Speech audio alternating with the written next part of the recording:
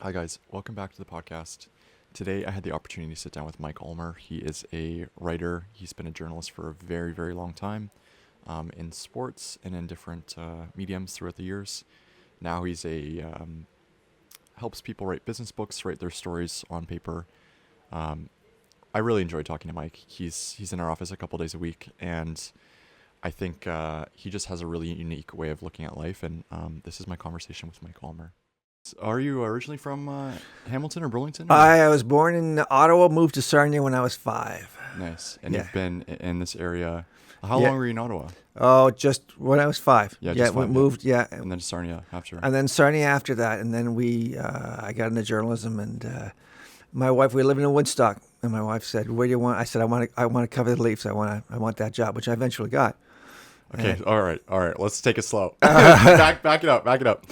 Okay, you moved to Woodstock. Okay. How old were you?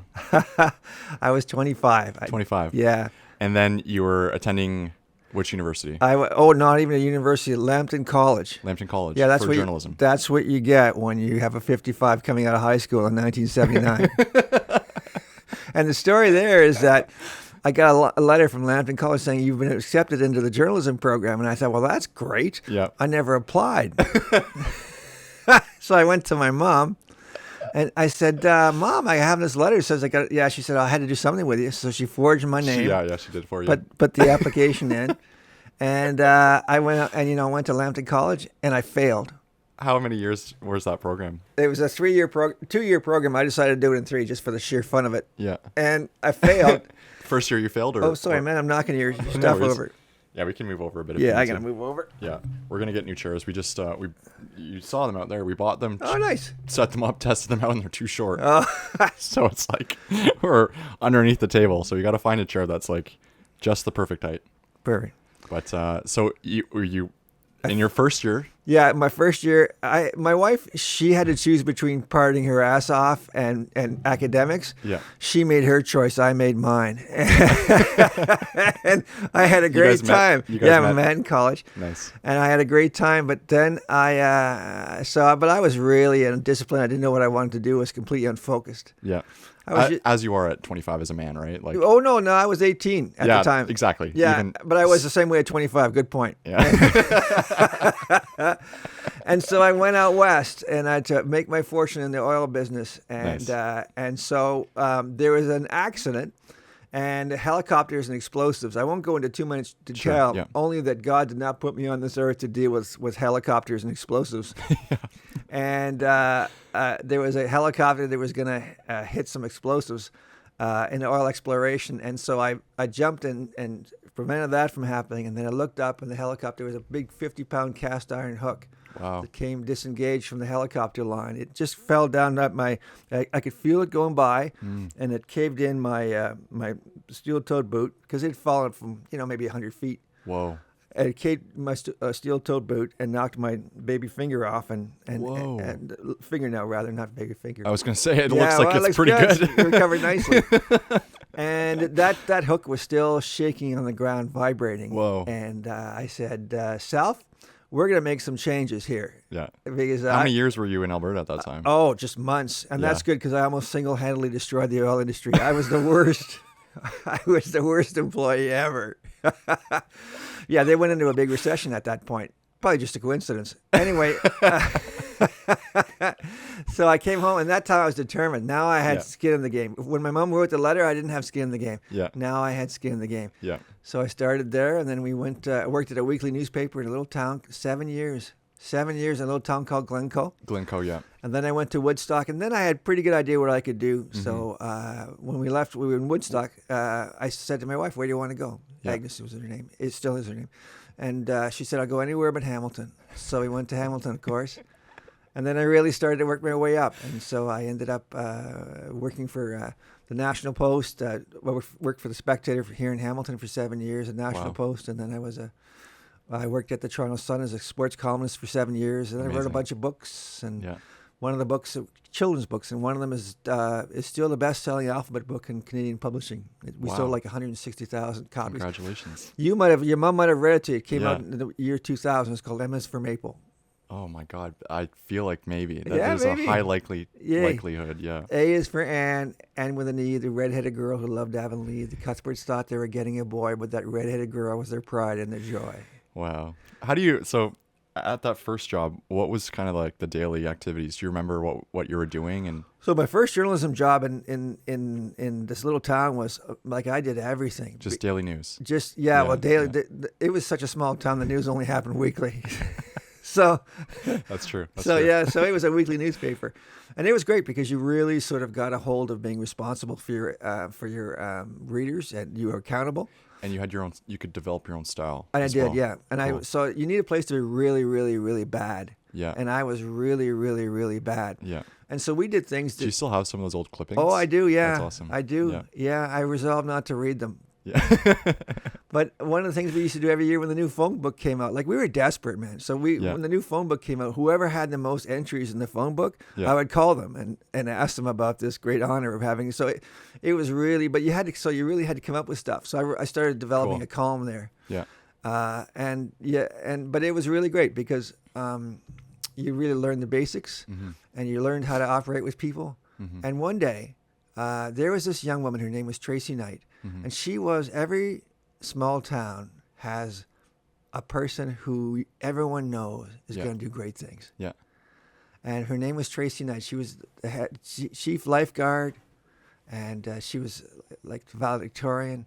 And she went to Queens, and in her first week, she got in the back of a motorcycle, and that was the end of Tracy Knight. Wow. I'm sorry.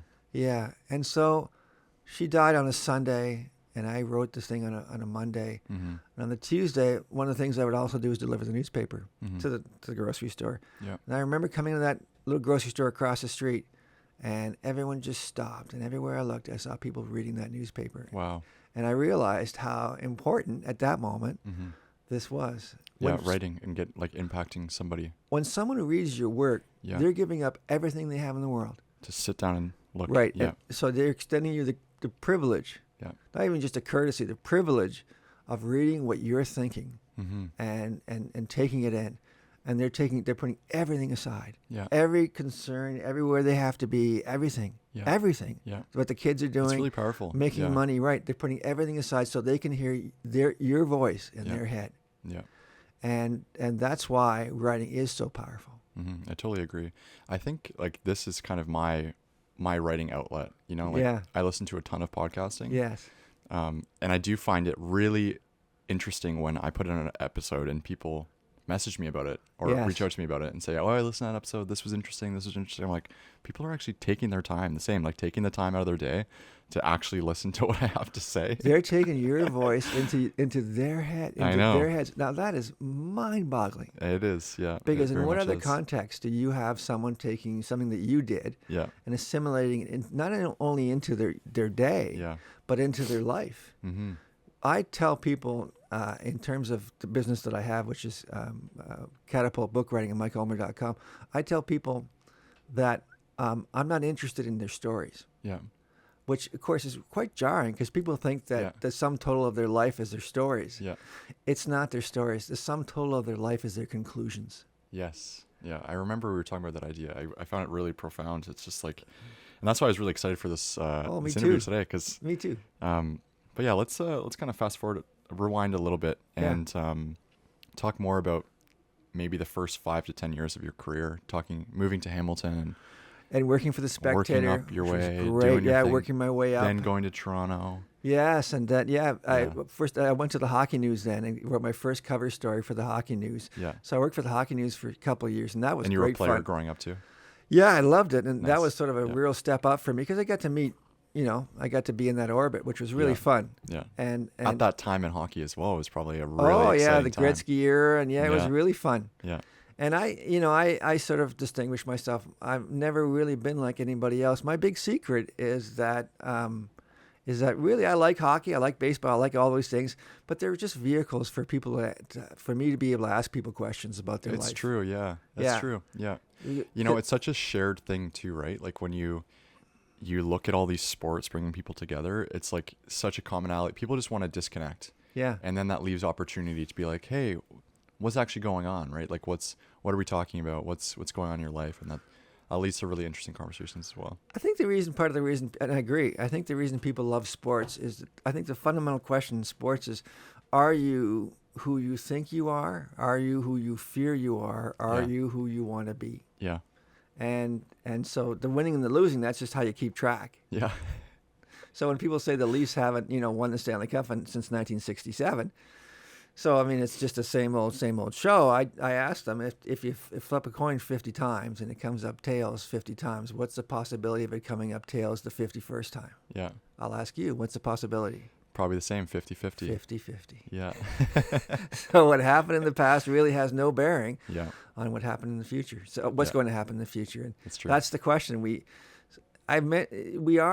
we what we think we are? Are we losers or are we winners, or are we some combination of both? Mm-hmm. Mm-hmm. It's a pretty impactful question. I always thought sports for me was that prism that I could explore that. Cool. Did you have writers in your family, or are your parents, some sort of artistry or creative? Because you obviously have such a creative mind and such a different way of looking at life, and it can you definitely notice in the office when you're there, right? It's a lot more vibrant and bright. Oh, thanks. And I think for me, like, I get my personality from my mom. My mom's a big people person. Yes. But the creativity was always interesting because my mom was a little bit like, she would draw and stuff, and my sister as well. Yes. But for me, I was always gravitated towards photography, and like that was my medium first. And you had no influence towards that in your family? Well, through my father, he was shooting photography, but I see. before I was born, so he actually had to sell everything to support me. Really? Which was interesting as well. Yeah. But I pursued it in a different way than he did. And I didn't really see a ton of, like, he had an old VHS camera that he would film stuff on, like, way back. The VHS is like a brick on your shoulder. Yeah, grew up in Newfoundland, so, like, would film just the most beautiful backdrops, right? And that's very different than how I pursue it now, and, like, looking back, I can see, okay, that was some sort of element that worked into it. But I took it, obviously, here, right? Sure. So, yeah. It's an interesting question, isn't it? Are we the old nature versus nurture question? Yeah. My mom painted a bit. She was kind of Irish of background, so there was a playfulness in the language there. Yeah, for sure. I certainly got most of it, I would think, from my mother's side. Yeah. But my dad also had a great sense of humor, and he had he had a real verbal acuity. Yeah. That showed itself. So yeah, it's a great question. I didn't have any artists or anything like that in my family. Interesting. That I knew of. But I was always just this.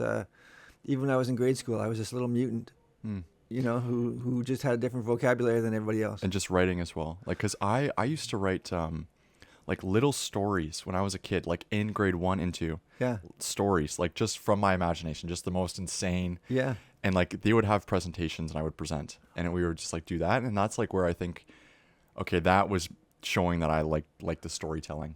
I think boy, my story is very similar to you. I had a grade 5 teacher, and we'd have to write compositions, they were called. I went to a French school, so everything was in French. English was in French. You still speak French? Yes, I do. Yeah. Nice. Yeah. And so we would have these compositions, and I learned really, really quickly that if you include people into the stories, you can gain admiration and esteem through laughter. Yeah. And that's a great tool in writing is laughter. There's this combination of I think humor is truth and surprise. Mm-hmm. And a great way joke to look at is it. truth and surprise. And when you bring a room to a standstill with something that's very surprising but very true, Yeah. I have a saying: when the lights go out in the room, the blind man is king. And at that moment, it's a moment of absolute. It's kind of manipulation, but at that moment, it's you control the room. Yeah. And so that's a lot of fun. That's true. I like that. Do you watch any stand-up comedy? What are your thoughts on? I don't watch much. Yeah. I'm a tough guy to watch stand-up comedy. There's some great guys, great talents. Nate Bargatze. Nate Bargatze. Yeah. Yeah, he's really great. But they say, oh, yeah, you can be a funny guy. Why don't you do stand-up? And I could for 30 seconds, I would get the first boo and collapse into tears. But I admire the artfulness of it. Like Bob Newhart said that the thing about comedy is is that if you have the imperfect word on Yeah. the third line before the punchline, you reduce the punchline by 50%. The arrangements of the words, the consonants, the sound, the diction, the patter of it is so critical. So it's really, the delivery is wonderful, but it's the writing that really shines. So I Yeah. could probably, I write funny stuff, Yeah. but I could never do it for a living. Yeah. Yeah. I know a lot of the greats are really paying attention to that. Exactly what you're saying, and saying, like, doing a lot of the recordings, they'll film every set. They'll even have a little audio track and you listen to it back. Yeah.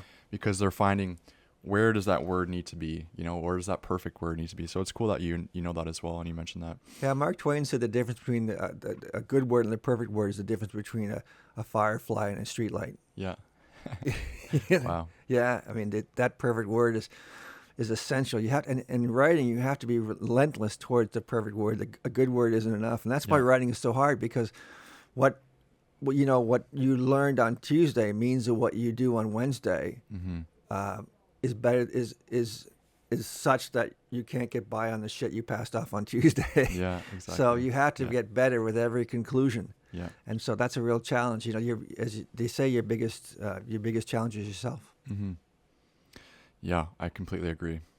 Find the inside. People ask what writing is. Yeah. Find the voice inside you that sounds like you. It'll never get better than that. Yeah. Do you do any like personal journaling or stuff like that? Or? I don't know. I've Yeah. never done that. Yeah. The dirty secret I have is that writing is hard, man. Yes. People think that it's they people look at a nice glass table and think, wow, it's just a nice glass table. No, someone had to polish that thing. Someone had to make that. And that was work. Yeah. And yeah. so I write for a living. And I find people that write for a livelihood Yeah. don't necessarily write away from that. Yeah. They, Interesting. They put everything they have into their day job. Yeah. And then at night they want to do something else. So no, I don't journal. Interesting. When you were, coming up in your career as well, were you writing every single day? Like, talk me through how you kind of were doing this, and then now where you are now. Because I think what you're doing now is, I've never met somebody else who does it. So Oh, thank you. at this specific time of my life, maybe Yeah. 100 more writers will flood in my inbox after this. Yeah, probably will. Hopefully. Well, a professional writer, first and foremost, has to write to deadline. If you work for a daily newspaper, you have to have something ready. And so, if I can give you a story to amplify that, Please. when I was covering the Maple Leafs, Yeah. they got in a situation where couldn't sell any more jerseys, so they had to create, and this happens all the time now. They had to create what amounted to another jersey, a third jersey. Yeah. So they dug back into their history, and they saw that there had been a previous team, the Toronto St. Pats. And that they could use that. They could access those colors. And so, this is wonderful. So they decided to have a big event, plan a big event around it. Yeah. And they did so. And so they had an all-time Leafs team. A lot of those people, since the team started in the 20s, a lot of those people were gone. And so they had representatives. Now, I'm going to put you on hold just for a second. When you work for a daily newspaper, and this kind of goes back to your question, you have to write something for the farmers, it's called. It's called a plugger. They have to have a hole in the paper because they're going to send these papers, they're going to drive these papers to London at Yeah. about 7 o'clock that night, Yeah. right? Because that's the only way they can do it because they got to get back or whatever. Yeah. So you have to have a plugger. A plugger is a story that virtually no one is going to read. Right? Because it's the 6 people in London, right? That's all, or 6 people in Oshawa. Sure. Your job is to write the story at 10:30 that everyone's going to read. Yeah. Now, the great wish, my perverse pleasure, would have been to write a plugger about a hockey game Yeah. that was so good that I wouldn't have to change it. A little difficult unless you have mastered time travel, because you can't write about a game that hasn't happened yet. Yeah. So in my mind, the plugger, the ultimate pleasure would be to watch a hockey game, because when you're watching a hockey game and you're being paid for it, you're looking at the monitor, you're writing it out. If a score changes at the end of a hockey game, that's deadly for the people in the press row. 100%. You hate that. So Yeah. you want a 5-1 game that was resolved in the first period, right? Yeah. So so the plugger is something you have to do. It plugs up your afternoon. sucks. So if you could just write the world's best plugger, and it would stand. But of course, that's virtually impossible. So we're going back to the Leaf game, and so they have all these guys, and as I mentioned, they have these players that are representatives of players that have been long gone. Yeah. There's a player named Busher Jackson. He played on what was known as the kid lineup for the Leafs in the 1930s, and he was a drunk. He just, at the time, the Leafs owner was a guy named Conn Smythe, and he was belonged to a certain group of cult, and he was adamant about drinking. He himself was a teetotaler, never drank. Mm-hmm. And so Art Jackson was a guy who frittered away his money. He was Busher Jackson, rather, was the guy's name. And he frittered away his money, and Conn Smythe tried to help him. He didn't take his help. And he banned him from the gardens. He ended up broken, alcoholic, selling hockey sticks at the back of the building. Wow. Discarded hockey sticks at the back of the building. Yeah, just really down on his luck. Yeah. But he was a good player, so he was nominated for the Hockey Hall of Fame. Wow. Conn Smythe was on the selection committee. The guy who owned the Leafs was on the selection committee. He said, "The day that Busher Jackson makes the Hall of Fame, I quit." Wow. Right. I'm going to remove myself from the selection committee. Yeah. In the 1960s, Busher Jackson was nominated to the Hockey Hall of Fame. Yeah. Conn Smythe left the committee. I mean, they were, at this point, would amount to mortal enemies. Yeah.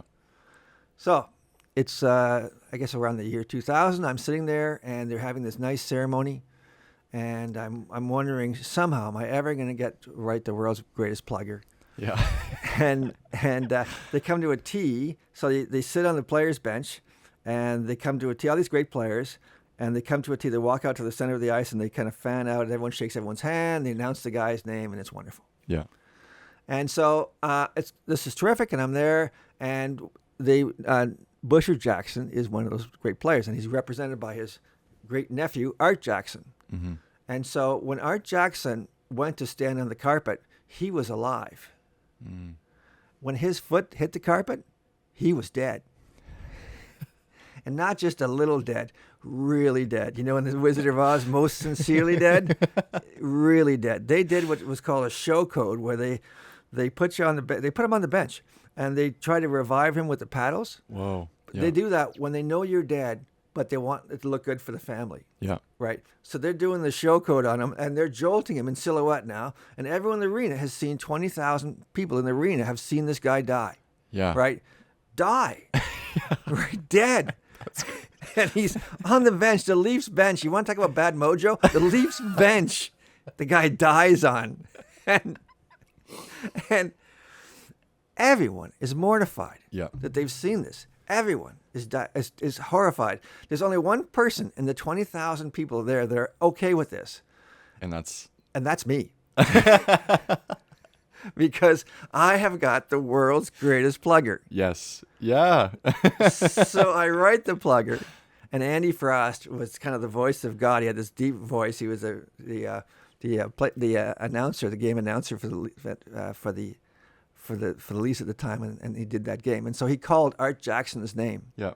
And so the story ended with the line, we know who called Art Jackson's name, but who he heard is anybody's guess. Wow. Meaning Andy or God. Yeah. And so that's a pretty good close for a plugger. Yeah. and so so that's kind of that was the game. You had to sort of get it, then you had to run down, get quotes, run back up, and try to insert the quotes and try to make it sound clever. And I was pretty good at it. How much peer reviewing was going back and forth at the time? Like, were you running over to your friend's desk and be like, "Hey, check this out. What do you think of this?" No, I was one of those guys. There's always guys. There's a guy named Damien Cox. Another Hamilton guy, and he had this look that he was so self-satisfied, that he put his fingers on his chin, and think that was great. No, I was, and you know what? I used to swing for the fences every time. Yeah. So as a result, I wrote some terrible, terrible, terrible pieces, dreadful, overwritten pieces.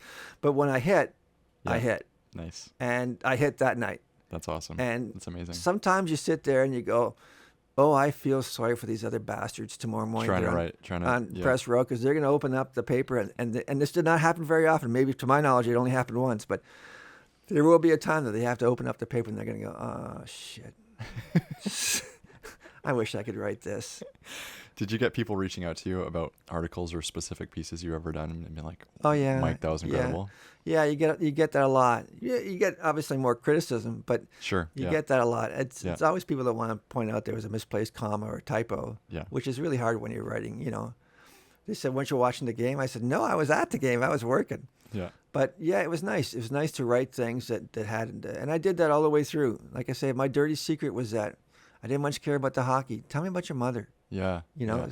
So I was talking to Darcy Tucker, who played for the Leafs one time. Yeah. Darcy was telling me that he was he grew up in Alberta, and they had they called sloughs, I believe it's called, and it's a patch of ice in the center of a cornfield, and he was playing with his mom and his little brother, and his mom was a player, and he was taking the puck away from his little brother, just being a dick. Yeah. And his mother said, "Why don't you do that with me?" Yeah. And so he tried to put the puck between her feet, and she came across with a forearm shiver that just lifted him right off the ice. Right, boom, down he goes. He looks up. He says, that wasn't fair." Yeah. And his mother says, "Life isn't fair." Yeah. And basically, you were being a dick, and you deserved it. And so, what better story to describe a guy like Darcy Tucker than the time his mother knocked him down when he was 7 years old with a forearm shiver, right? Yeah. He learned it from the best. Yeah. So those great stories Yeah. are, and so I did a lot of books too. I did a lot of hockey books. So I'd go into the Hockey Hall of Fame. I did a book on the captains of the Montreal Canadiens and a book on the captains of the Toronto Maple Leafs, and got to meet these guys and write about them. It was really fun. That's like incredible. The body of work. How many books do you have a total number? I can't. I have a trouble with it because it's. I know more than 20, way more than 20, but it's hard because I contributed to some books. Does that make a book? I'm not sure. Right. Yeah. After a while, it's doesn't matter. It's more than 20. If it's 22, great. If it's 24, great. Yeah. Right. Yeah. Do you remember the first time that you got feedback about a piece of writing? Yeah. That day, in Glencoe. Oh. That day. Yeah. When that town stopped. Mm-hmm. That was the most powerful feedback I've ever had. Wow.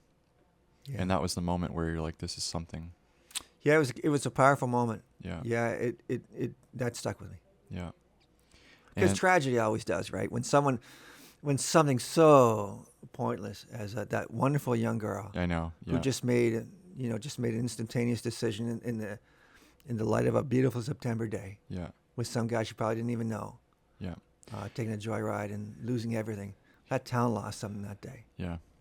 Yeah. We had something unfortunately similar happen in my hometown too. We had a woman pass away that I was really good friends with at 18, and it shook every town and around. Like, there was probably 450 people at the wake. Was she killed in a car accident? Yeah. Yeah. Yeah. Coming home from work. It's the randomness of that and the fact that, of course, we're all vulnerable. Mm-hmm. When someone has a heart attack, I'm 65, so when someone has a heart attack, the first thing you do is start listing his risk factors. Did he smoke? Was he overweight?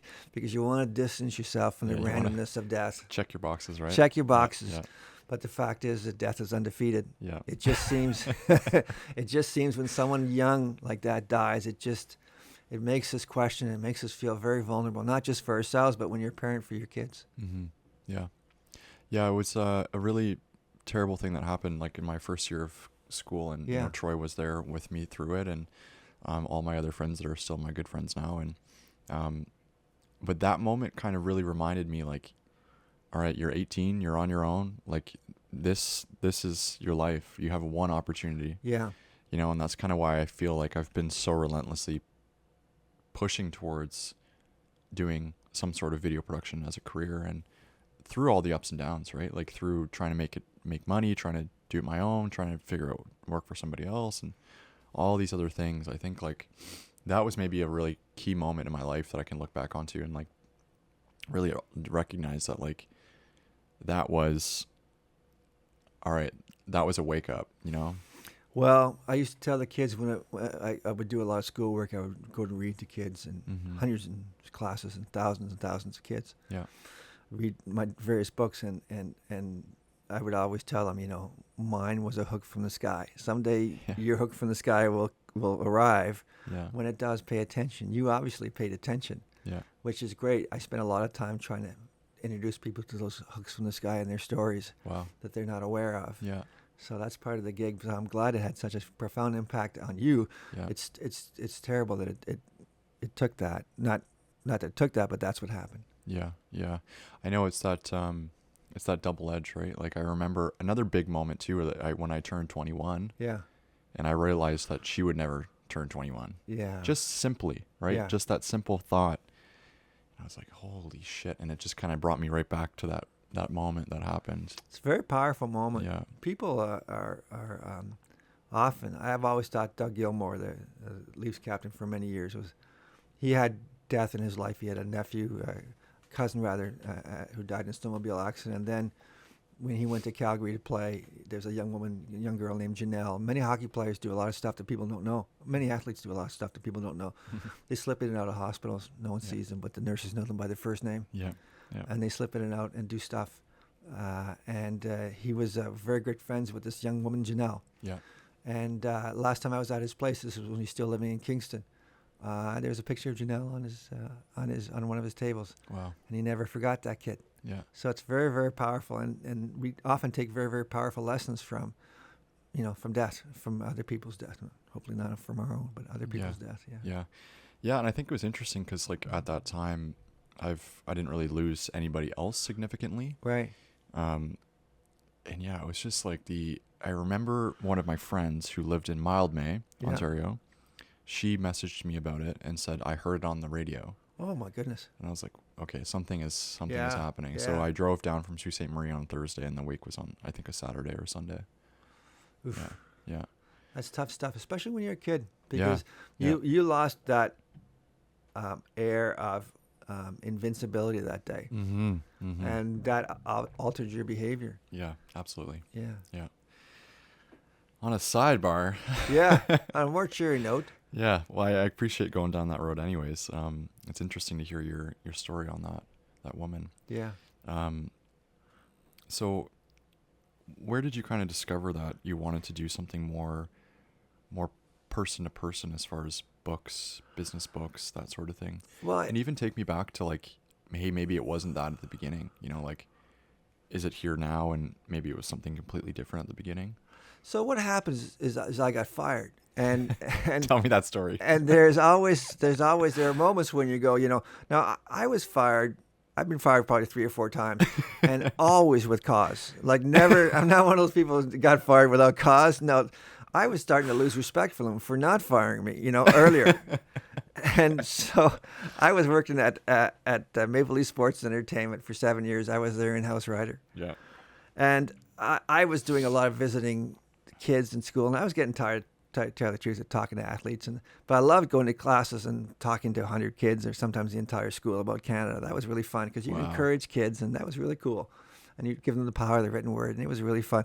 But they had a new owner coming in, the new CEO. He was an American guy, very business, bottom line oriented. Yeah.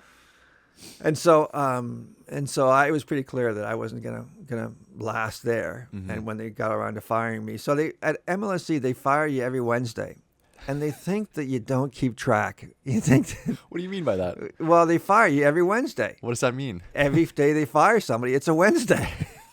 It's a Wednesday. For some reason, that's the day. And Well, I guess they're giving them probably Monday, Tuesday to get their act together, and by Wednesday, if they're not here, they're gone. That's right. Yeah. So that's It's kind of an interesting. I might implement that too. Yeah. So they said we're gonna have a meeting with you on Wednesday morning. I said, oh, I saw there was a Great. beautiful woman named Jeannie. She ran the switchboard, and she also organized the meeting rooms. Yeah. I said, well, man, what's this meeting about? They said the meeting's about it's a performance review. I said, okay. So I went to Jeannie. I said, who else is getting a performance review? And she looked on the screen and said, oh, no, just you. You're the only one booked. Well, there it is. There it is, folks. So I walked into the meeting, and I had all my boxes of stuff.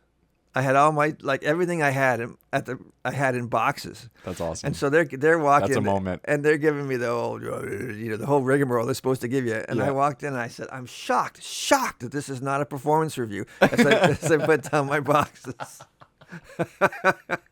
So they were really great. They fired me, and it was the right thing. It was the right thing for me. It was the right thing for them. What age were you when that happened? I was 55. Holy shit. So yeah, and so But I was fired from MLSE from the Sun 7 years before, and they say you were only laid off because you eliminated your position. Yeah. If they change the locks, you're fired. Okay?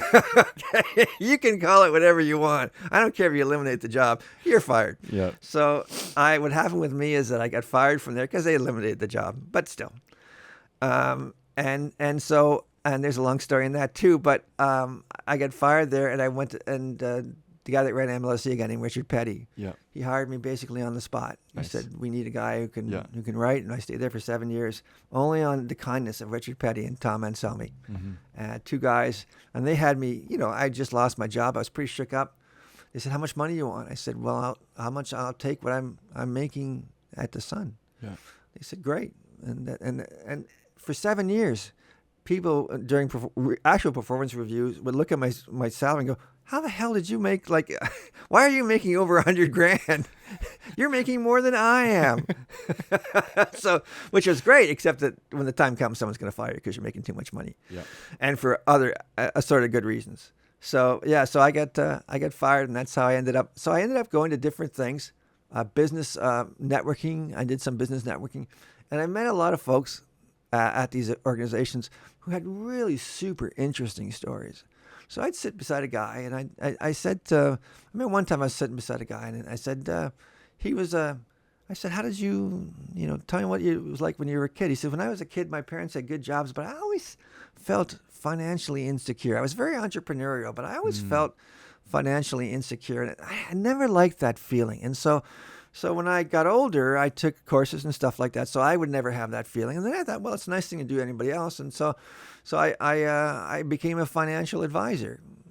Okay, so what you're really saying in the 5 minutes that we had together was that this experience when you had a kid of financial insecurity moved you so much that you based your life about alleviating it first for yourself and then for other people. And he said, "Yeah." And I said, "Well, okay, that's a pretty good story." Yeah. And so what I found is that everybody has this powerful story, and often a pivot point like the hook from the sky. And that when you connect people to that story, it's really powerful. Yeah. Because every business book, and I've written a bunch of them, has three elements. It has a proposition. The proposition is something that just is unique to that person, and they have an idea that's a little counterintuitive. Can I give you an example? Please. Sure. So there's a woman named Annie Duke, and she wrote a book called Quit. The idea of quit is that really we don't quit as often as we should. Quitting is really sometimes a really great idea, whether it be bad relationships, bad jobs that are going nowhere. We should quit. We should pivot more often, which is a really counterintuitive, like a title says quit, and a counterintuitive thing, like the 4 to 3.5 hour work week. Yeah. A great idea that really grabs your, right? Yeah. So a great proposition. So, okay. So,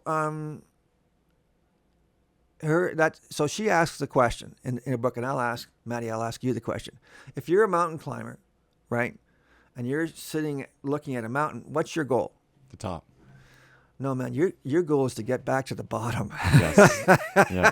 That mountain is strewn with people. Yeah. The bodies of people whose goal was only to get to the top.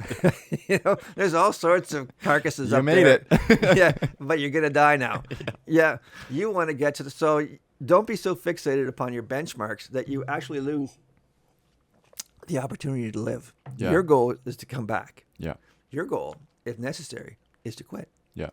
Now, okay, great proposition, right? So that's the first part. Great idea, great proposition. Yeah. The second part is, what has happened in your life to bring you to that conclusion? Because people want to know that you've walked the miles. People want to know, if I wrote a book called Quit, my book should be called Fired, right? If I wrote a book called Quit, that wouldn't work. Annie Duke was not only a sociologist, but she was a professional poker player for 7 years, for 10 years, actually. And she made more than $1 million playing poker. Wow. Who would know more Yeah. about when to hold them and when to fold them than a sociologist / professional poker player? Exactly. Her story Yeah. imbues that proposition, Yeah. right? So that's the second part, the backstory. Yeah. And the third part is just tips, lots and lots and lots of tips. So when you get people somewhere, you want to be able to help them, reach their conclusion, Yeah. put that proposition into effect. Yeah. That's how it works. That's how it's always worked, and that's how it always will work. So my job is to help people through the backstory, we find when the hook from the sky happened, or Yep. in your case, when you saw someone you love die, changed the course and the direction of your life and influenced where you are now. Because when people understand that you're here selling them insurance for a reason, when they understand that you're in the video business because, to me, fundamentally, life is precious and you want to record that for other people and for yourself. And you want a moment of connection because you're greedy for them, because you saw how they can be erased, right?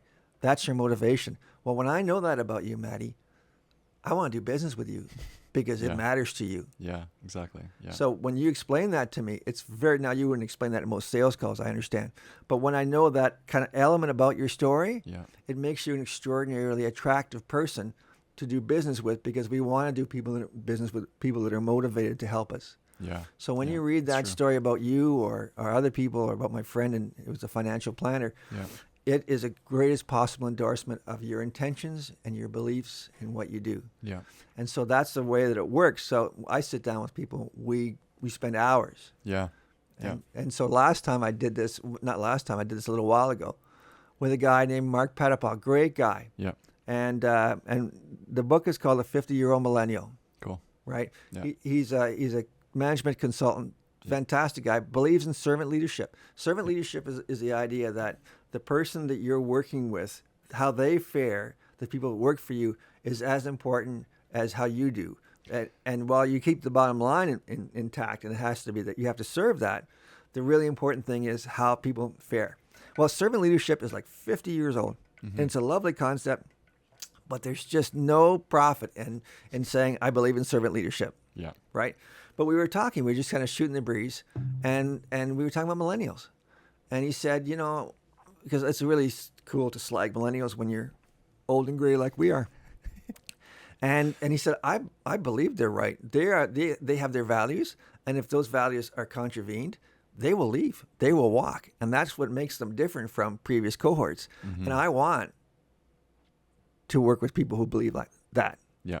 And I've developed have integrity like that deeply. Everything I do, from regular performance reviews to coaching on the floor to helping them as they're doing their work, I believe in. I said, well, Mark, you're kind of like a 50-year-old millennial. We never set out to call the book the 50-year-old millennial. Yeah. We never set out to even talk about millennials. Yeah. But in the terms of our conversation, we found that the millennial presented the perfect construct for how he did his business. Yeah. Because he could do it for millennials, he can do it for other people. So that their value system incorporated his value system. So every book is a surprise. Yeah, that's really fun. And getting that title like out of it too, right? That's like kind of the treat. I would. It is. And the thing I tell people when I write their books and work with them to write their books is, the one thing I can tell you is if you wrote the book you thought you were going to write, you wrote the wrong book. Yeah. Because you wrote a book based on your preconceived notions, but this process is about discovering the things you thought you knew and you didn't know, and the things you learned yesterday, and the most up-to-date, powerful thought you can bring to me at that moment. Yeah. Don't tell me about a title that you thought about 2 years ago. Yeah. That's not where we're going. Yeah, exactly.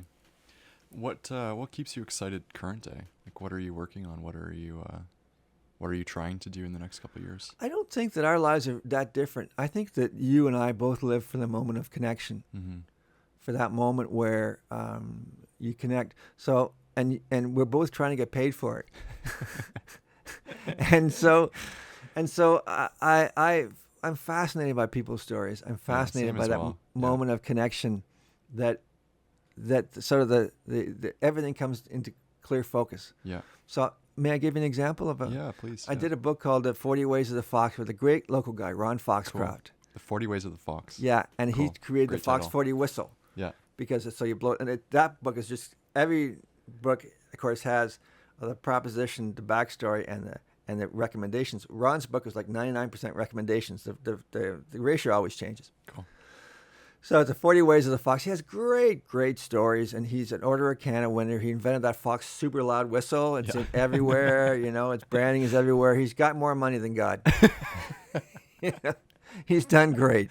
And so we were sitting, the book was pretty well done, and something was gnawing at me. Mm-hmm.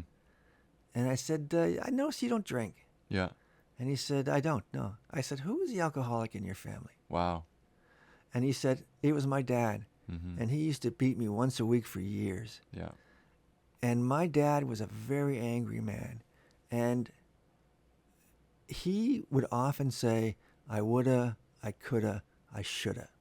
He was a guy who talked about his lost opportunities, and he never had whatever it took to rush in and grab those opportunities. Yeah. And when I was a kid, Wow. I decided I wasn't going to do two things. Mm-hmm. I wasn't going to drink, and I was never going to say woulda, coulda, shoulda. Yeah. So Yeah. Ron is working now. He's approaching his 80th birthday. Yeah. He's not working for the money. He's working for the. He's actually his fluke transport. You've seen his trucks. It says if it's on time, it's a fluke. Yeah. Those are his trucks. Whoa. Yeah. So, but he's still vibrant and engaged and pulling more strings in Hamilton than anyone ever could. But if you know that story, you know why. Yeah. And so it's the discovery of that story, that thing that we talked about for Yeah. you and for me, that is so relevant. Mm-hmm. And when you connect people with their story, you do two things. You illuminate their life. You help them illuminate their life for them. Yeah. And put some context into their life. And they can often see, wow, everything I've done has sort of brought me to this point, Mm-hmm. Mm-hmm. which is really powerful and really great for them. And then of course, you give them that jumping off point for their business. So you can talk about that thing where I was a kid and I was Yeah. entrepreneurial, and it always Yeah. bothered me that my parents didn't have enough money, so I resolved to. Yeah. And so when Yeah. you connect people with that story, it's really, really powerful. So I always tell them, look, I'll give you clarity. It's only going to cost you $25,000, but I'll throw the books in for free. I love it. I love it.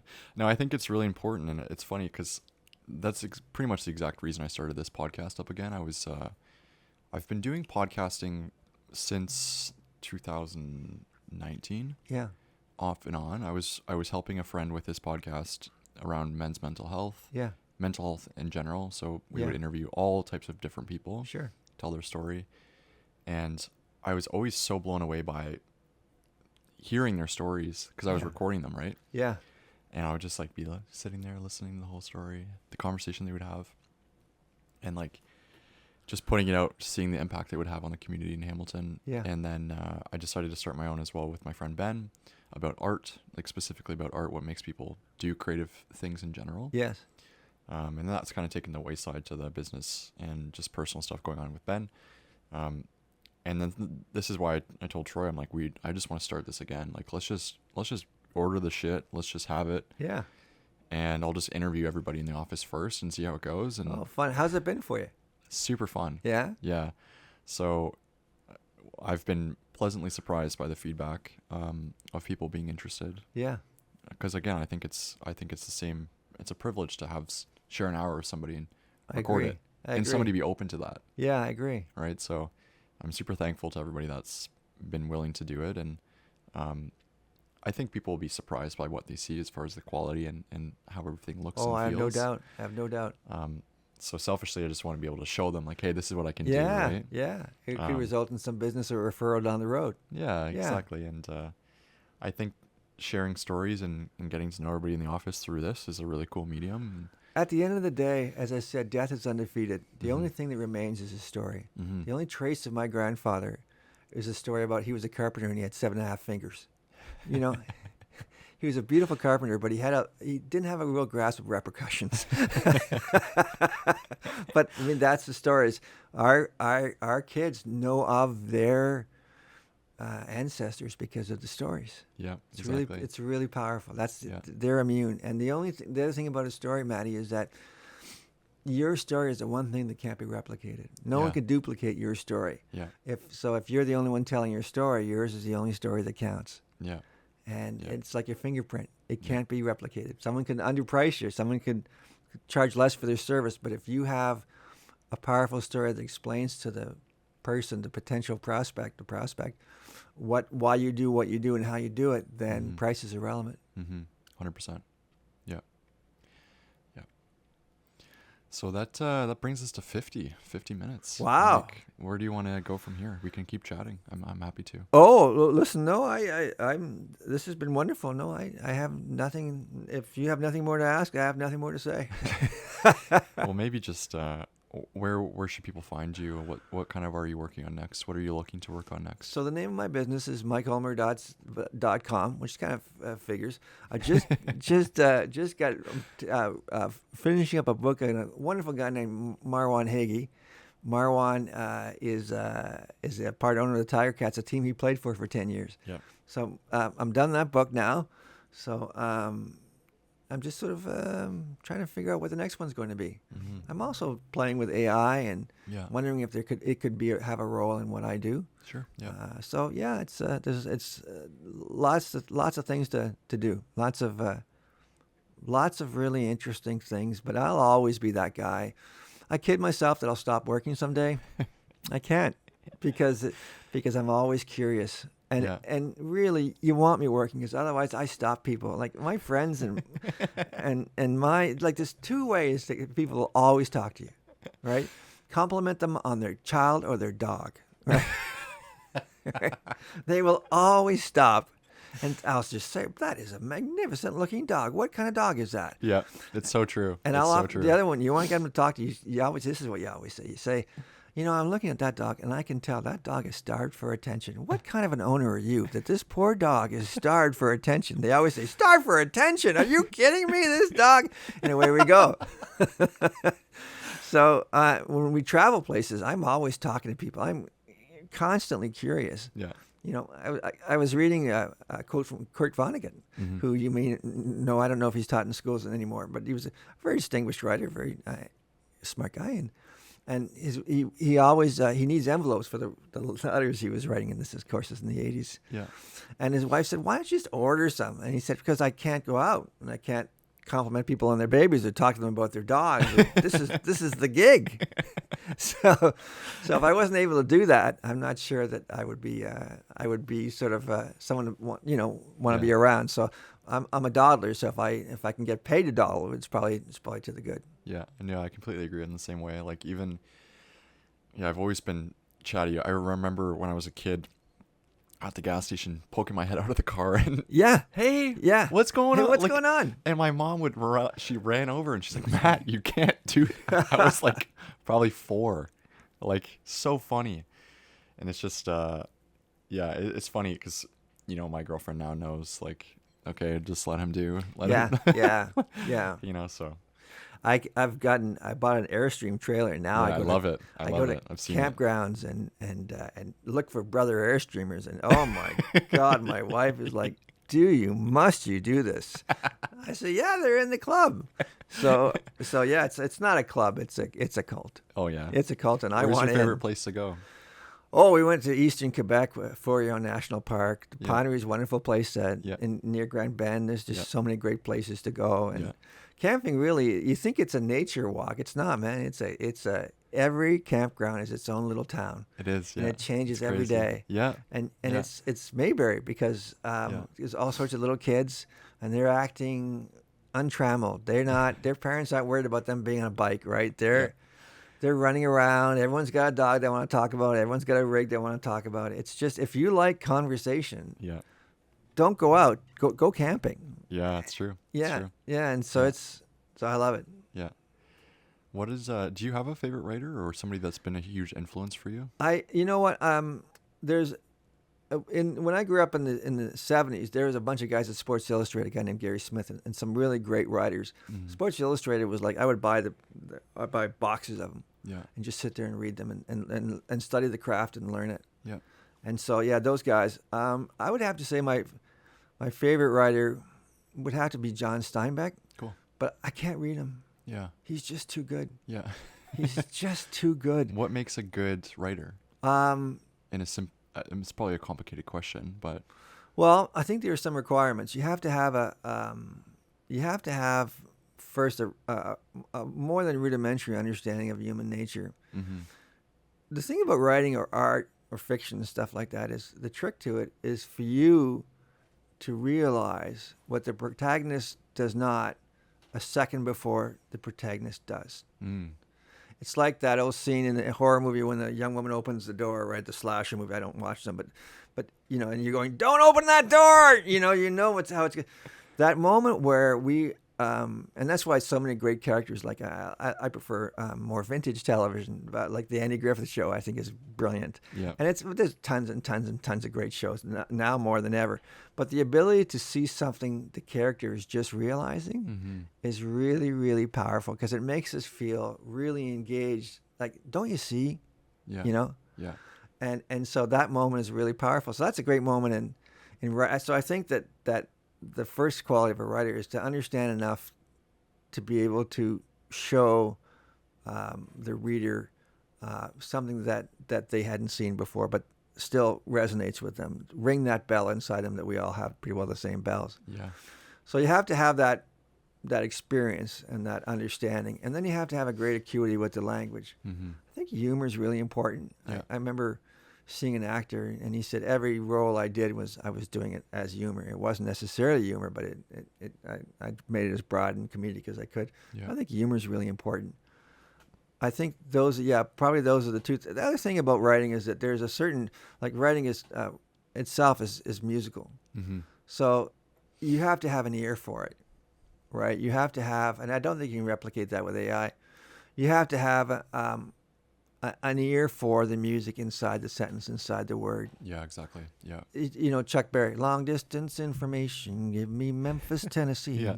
Yeah. Connect me with the party who's trying to get in touch with me. Her house is on the south side, high up on the ridge, just a half a mile from the Mississippi. Dun, dun, dun, dun, dun. Yeah. I mean, that's rhythmically, it's perfect. I know, and I feel the same way when I listen to a lot of Chris Stapleton. Yeah. Like, Oh, yeah. He's one really of my favorites. good. Yeah. Yeah. Daddy doesn't pray anymore. I know, like just Perfect. such good songwriting. Yeah. And that's where I find the love for the writing myself. Like when Yeah. I'm listening to music and I'm just like, holy shit. Like I love old country music and it's just like that. Some of those songs when you pick them apart, like, oh my God, they're incredible. Yeah, there's so much going on that you don't see, Yeah, right? yeah. He stopped loving her today, George Jones, right? Yeah. It's just something about that voice that's the voice of loneliness. Yeah. And Hank Williams, Yeah. Hank Williams, Hank Williams was like Shakespeare. They could not understand how this hayseed Yeah. could write such beautiful, beautiful lyrics. I know. My mom loves them. Yeah, it's pretty cool. Oh my God, yeah, the power of his lyric. You hear the lonesome whippoorwind. It sounds too blue to cry. Yeah. Yeah. Oh my God. I'm so lonesome I could cry. I have there ever been more perfect words than I'm so lonesome I could cry. I know, right? Yeah.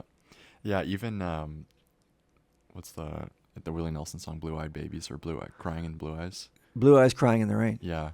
Incredible song too. Blue eyes crying in the rain. I mean, what could be more perfect than that? I know. Yeah, he's something else, man. He I is. love that guy. Yeah, he is really good. And he's always done it, right? He had just even as a songwriter in Nashville, he wrote songs like Crazy for Patsy Cline. And man, he was good. Yeah, absolutely. Well, Mike, thank you so much, man. It was a pleasure. Thank you for having me, man. It was great this is fun. incredible. Yeah, Thank it's you great very fun. much. Oh, Thank you my very much. pleasure. My pleasure. Thank Thanks you. for having me.